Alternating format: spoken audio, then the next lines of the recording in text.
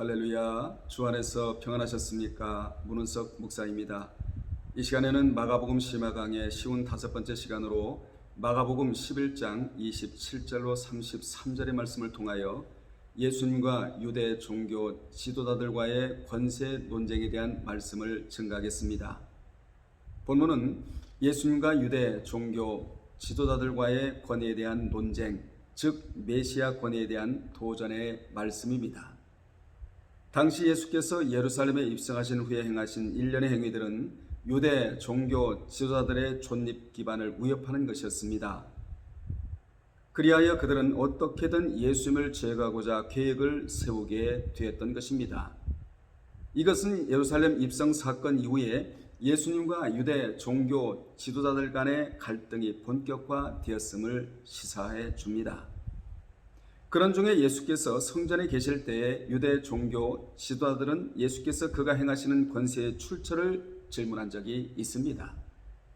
질문 받아야 할 자들이 감히 예수께 질문을 드렸다는 것입니다. 왜 그들이 질문을 했느냐면 예수님을 올무에 걸리게 하고자 하는 치밀한 계획 속에 비롯된 것이었습니다. 즉 그들은 예수님의 권위의 출처에 대해 질문함으로써 만일 주님께서 자신의 권위가 하나님께로부터 나왔다고 하면 주님을 신성모독죄로 고소하고자 했고, 만일 적절히 대답하지 못하면 주님의 모든 행동을 지켜보는 백성들에게 실망감을 안겨주어 주님의 권위에 치명적인 손상을 입히고자 하였던 것입니다.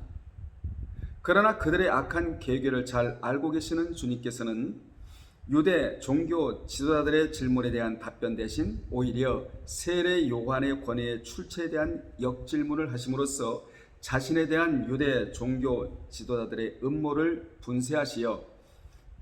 분쇄하시고 나아가 자신의 권위가 하나님께 속한 것임을 그들 스스로 시인하게 만드셨습니다.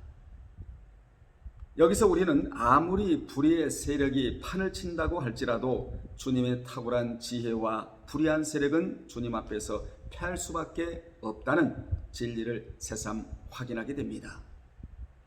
하나님이 악인을 이 땅에 두시는 이유는 그 악인을 보면서 선을 발견하는 것입니다.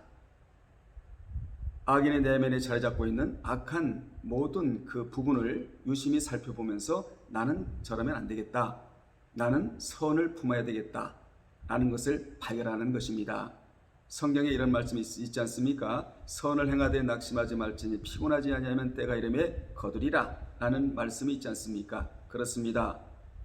악인은 언젠가는 망하고 맙니다. 그러나 선을 행해 놓은 것은 열매가 되어 하나님께서 보상으로 반드시 갚아 주실 것입니다. 27절로 28절에 보면 그들이 다시 예루살렘에 들어가니라. 예수께서 성전에 거니실 때에 대제사장들과 서기관들과 장로들이 나와 이르되 무슨 권위로 이런 일을 하느냐? 누가 이런 일을 할 권위를 주었느냐? 이렇게 버릇없는 질문을 드렸습니다. 예수께서 예루살렘에 입성하시어 성전을 정결케 하신 권위에 대하여 대제사장과 서기관과 바리새인들이 두 가지로 질문을 드렸는데, 첫째, 무슨 권위로 그 일을 했느냐는 것이었습니다. 두 번째로는 그 일을 하도록 누가 권세를 주었느냐는 것이었습니다. 당시 그들이 이 같은 질문을 한 이유는 장사꾼들을 성전에서 내어 쫓거나 15절에 기록되지 않았습니까? 성전에서 가르치는 일 등은 오직 사내들인 공예만이 행할 수 있는 특권이었기 때문입니다. 즉 지금 주님께 따지는 자들만이 행사할 수 있는 일이었습니다. 그러기에 그들은 주님이 지금 자신들의 권위에 도전하는 것으로 여긴 것입니다. 그들은 성경 박사들이었습니다. 지식의 절대 조란자들이 아니었습니다. 그리하여 메시아가 성전에 호련히 임하시리라는 말라기 3장 1절의 말씀도 알고 있는 자들이었습니다. 거기에 보면 또 너희의 구하는 바 주가 호련히 그 전에 임하시리니 곧 너희의 사모하는 언약의 사자가 임할 것이니라 라고 말라기 3장 1절에 예언된 말씀을 그들은 잘 알고 있었습니다. 여러분, 여기서 우리는 중요한 교훈 하나를 받아야 합니다. 알고만 있는 지식은 아무 소용이 없습니다. 그노시스주의자가 되고 마는 것입니다. 교만한 지식쟁이가 되고 만다라는 것이지요. 지식이 이마에 들어갔으면 그 지식을 가슴으로 내려서 삶으로 옮기고 삶으로 실천 실행하여 능력으로 나타나게끔 하는 능력의 사람이 되어야 하는 것입니다. 하나님의 교회에 나와 주의 종으로부터 말씀을 들었다면 그 들은 말씀을 삶의 예배로 옮겨야 능력 있는 사람이 되는 것입니다. 이 예언이 말라기 3장 1절의 예언이 예수님으로 말미암아 성취되고 있었습니다. 구약의 모든 말씀은 신약에 그대로 성취되지 않습니까? 그럼에도 그들은 진리를 깨닫지 못하고 성전에 임하신 메시아를 대적하고 있었던 것입니다. 왜 그들이 주님을 대적을 했느냐면 여러 가지 이유가 있겠지만 그 중에는 세속주의의 영향을 받은 종교 권위주의가 그들의 눈을 가리고 있었기 때문입니다. 그들 눈에는 메시아는 안 보이고 자기들의 권위만 보였던 것입니다. 오늘날로 말하면 교회의 직분은 보이는데 진리가 보이지 않고 주님이 보이지 않은 것과 같은 것입니다. 하나님이 교회의 직분을 왜 주셨느냐 하면 교회를 바르게 세우고 질서를 유지하라고 주신 것입니다. 이를 에베소서 3장 11절로 12절에 자세히 기록되어 나오는데 여기서 우리가 깊이 생각해 봐야 할 것은 직분은 하나님이 주셨지만 인간이 만들어낸 권위주의가 되면 안 된다는 것입니다. 성령께서 주신 권위로 교회의 덕을 세워야 한다고 고린도전서 12장 4절로 7절에 기록되어 있습니다. 하나님이 주신 권위를 세상의 권세처럼 여겨서는 절대로 안 된다는 것입니다. 이것이 곧 종교 권위주의입니다. 구약의 역사를 보면 이 종교 권위주의로 인하여 수많은 선지자들이 피를 흘렸고 주님이 십자가에 못 박히셨고 또한 수많은 성도들이 마귀 사냥의 희생 제물이 되었다는 것을 우리로 하여금 알게 합니다. 때문에 주님은 이 세속적 종교 권위주의에 물드는 일을 경계하고 늘 섬기는 자세를 취할 것을 누누이 강조하셨습니다. 마귀는 이 세속적 종교 권위주의에 물들게 하여 주님과 진리까지 대적하게 만드는 것입니다. 이것이 마귀의 술책이었던 것이지요. 조금 더 말씀드리면 당시 그들은 사내들인 공회, 오늘날로 말하면 국회입니다. 사내들인 공회에서 인정하여 준 권세만 참된 권세로 인정했습니다. 그들은 사내들인 공회에서는 예수님에게 그러한 권세를 준 일이 없는데 어떻게 그러한 일을 할 수 있느냐고 질문을 드렸던 것입니다. 당시 대제사장과 백성의 장로들은 사내들인 공회의 의원들이었습니다. 사내들인 공회에는 재판권이 있는 유대나라 최고 의결 기관이었지요.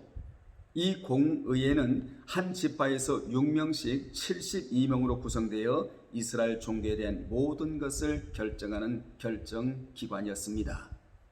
또한 그들은 예수님이 성전을 정결케 하고 무화과나무를 저주하여 말라 죽게 하시며 또 나귀를 타고 예루살렘에 들어오실 때에 많은 사람이 호산나 다윗의 자손이여 하고 찬송한 일들을 보고 들었고 예수님을 통하여 하나님의 권세가 나타났기 때문에 그 권세를 무시할 수 없었으므로 무슨 권세로 이렇게 하는가를 따져 물은 것입니다. 이들은 주님을 이렇게 대했지만 주님은 성전에서 백성들을 가르치시고 디다스코, 백성들을 말씀으로 가르치시고 복음을 전하셨습니다. 그분은 더러워진 하나님의 성전을 정결하게 하셨고 하나님의 진리가 시행되고 선포되는 곳으로 만드셨습니다. 그 일을 통하여 이제야 성전이 제 기능을 찾게 된 것입니다. 주님이 계셔야 청결하고 정결하고 주님이 계셔야 경건하며 주님이 계셔야 교회는 제 기능을 찾을 수 있게 되는 것입니다. 하나님의 임재 속에 거하는 교회야말로 하나님의 임재가 있는 개인이야말로 경건하고 청결하고 마음이 주님과 연락이 되며 진정한 교회요 진정한 심령이라고 할 수가 있는 것입니다. 이러한 대목에서 우리는 교회라는 곳은 마귀가 활동하는 곳이 아닌 성령님이 활동하시도록 만들어야 할 거룩한 장소라는 것을 알아야 합니다. 우리의 마음도 성령께서 활동하시는 장소가 되어야 합니다. 우리의 마음속에서 역사하시는 성령을 따라 행해야 합니다. 그래야 하나님의 의도와 그분의 뜻을 따를 수 있게 되는 것입니다. 그런데도 당시 유대 종교 지도자들은 성전에서 활동하시는 주님을 대적적 회방한 것입니다. 우리도 우리 안에서 활동하시는 성령님의 활동을 절대로 제한해서는 안 됩니다. 그분이 일하실 수 있도록 우리는 그분을 인정하고 환영하면서 그분을 진정으로 구주로 모셔드리면서 그분의 뒤를 따라가야 될 줄로 믿습니다. 이것이 바로 그분의 인도를 받는다, 이렇게 표현하고 있는 것입니다. 우리는 성령께서 나를 간섭하실 수 있는 자로, 그런 자로 세워져야 될 줄로 믿습니다. 마음이 세상에 가 있고 탐심을 품으면 안 됩니다. 그러면 성령님의 간섭에서 멀어지게 되는 것입니다. 그분이 간섭하시면 범사에 잘 되지만 그분의 간섭이 멀어지면 사고쟁이가 되는 것입니다. 우리 모두는 우리 안에 성전을 잘 보존하고 내 의지보다 그분의 주권에 순복해야 합니다. 이것이 신앙생활의 핵심이라는 사실을 오늘 기억하시기를 주의 이름으로 축원합니다. 29절로 30절에 보면 예수께서 이르시되 나도 한 말을 너에게 물으리니 대답하라. 그리하면 나도 무슨 권위로 이런 일을 하는지 이르리라. 요한의 세례가 하늘로부터냐 사람으로부터냐 내게 대답하라고 주님이 촉구하셨습니다.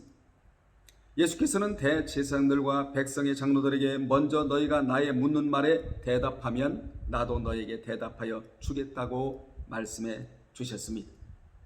예수님이 이렇게 물으신 것은 요한의 세례가 하늘로부터 온 것을 모든 사람이 인정하고 있었기 때문이었습니다.